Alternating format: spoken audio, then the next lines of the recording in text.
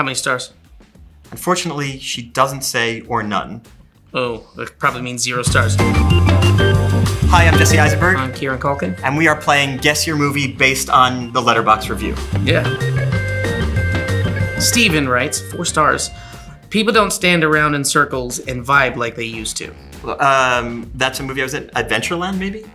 Yes. Okay. Wow. I do remember there's one scene where we're standing around in a circle. I once had like a little panic attack on set, and I shut down, like emotionally. I was just like, I just was suddenly aware that this is a camera and I'm a person, and it's just very odd, and it ruined the scene. And I pulled Greg aside and I said, I'm so sorry that happened. I don't know what happened. And he goes, you had a panic attack. That's very normal. In fact, I can't imagine anybody acting ever in anything. I can't imagine doing your job for a minute. It's so normal that you'd have a panic attack. It's so weird that you don't have panic attacks all day. And I remember just thinking, that is like the most sensitive, nice thing to say to a young actor who was like kind of just trying to feel my way out on a movie set. I guess the thing I took from it is just try to make people feel comfortable and they'll feel good about doing their best. Mm-hmm. You'll get this, and it's pretty funny. Ely writes 5-star review. Ooh. I love that the inciting incident for this entire 3-hour movie revolves around Mark Ruffalo wearing a cowboy hat. Yeah, that's Margaret. I mean, it's a brilliant script. When I heard 5 stars, I was like, have I been in a 5-star movie? Yes, I have. Margaret's great. It's one of the best scripts I read. I still have the original, which is like it's 365 pages. But I had to do a lot of convincing Kenny to play that part. He wanted me to play the character of Darren, and it was a lot of back and forth phone calls of him basically saying, no, I won't even let you audition for Paul. So it was really gratifying to like spend a lot of time trying to argue with him. It went as far as like him offering me the part to play Darren, and I had to turn that down, which was hard to do knowing this movie was going to be great. Yeah, I got to audition and sort of change his mind on what his perception of that character was going to be. It's a little part, but I'm really, really proud of it. Oh, look at this, because Kayla writes 5 stars. If anyone else wrote this, it would be boring. If anyone else directed it, it would be boring.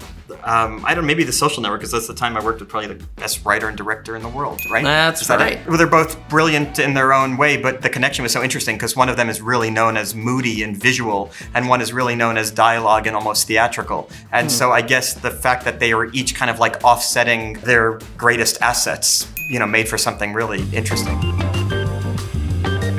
Bethany writes, chaotic, evil, 10 things I hate about you. I don't know. She's all that. Yeah. Really? Wow. Yeah. When I read it, it was the character was supposed to be deaf and do only sign language, and I knew a little bit of sign language, and I was looking forward to the idea of actually learning more. I knew like the alphabet and a couple of things, how to say your name and stuff. And then when I got there, they were like, well, actually what we're gonna do is you're gonna do sign language when you're at home with your family. We're gonna put these hearing aids in your hard of hearing. And so then we established that on the first day, and then they decided, actually, we're just gonna get rid of the whole your character's deaf thing. And I was like, but they established this thing, so now I had to have these inexplicable hearing aids in. Yeah.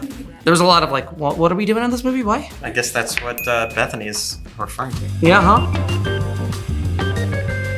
Joe writes 4 stars. Second movie with this title to not have any Bob Seger on the soundtrack. It's not funny anymore, guys. Quit it. That is Kelly Reichardt's Night Moves. Oh. My character, similar to Kieran's character in this movie, was a bit like unknowable. And I would ask her questions all the time and like, wait, why is he doing this? Why is he thinking this? And she would say, I don't know, figure it out. And I did, and it was great. I mean, I was actually like straining. I was doing all sorts of different stuff to try to like get into the head, including wearing all these rubber bands on my arm, which I asked you to rubber band. Oh, yeah. wow. So I was like trying to like figure something out to like make sense of his psychology. And I really couldn't, but she's brilliant. I love her. I mean, she's my favorite, and it all felt great. Last one? Alexa Shear writes 3 stars. Ooh. It's Home Alone 2, but with sex and clinical depression. It's Home Alone 2, but with sex and clinical depression. Oh, I know what it is. You do? What movies are in New York? Igby Goes Down. How is it Home Alone 2? And Like a where's young the man clinical lost in New depression? York. Setting booby traps for the... That's right. This game is not an exact science. Okay, I don't quite... Yeah. Because I've been doing this since I was 6, so I was like a kid actor, which was know your words, stand on your mark, and, say it and go home. I was 14, I did this movie, The Mighty. That was the first time a director actually tried to work with me to get me to understand the character and why he's doing stuff. So I was like, oh, that's what I do for a living. That was the first sort of awakening I had of what that was.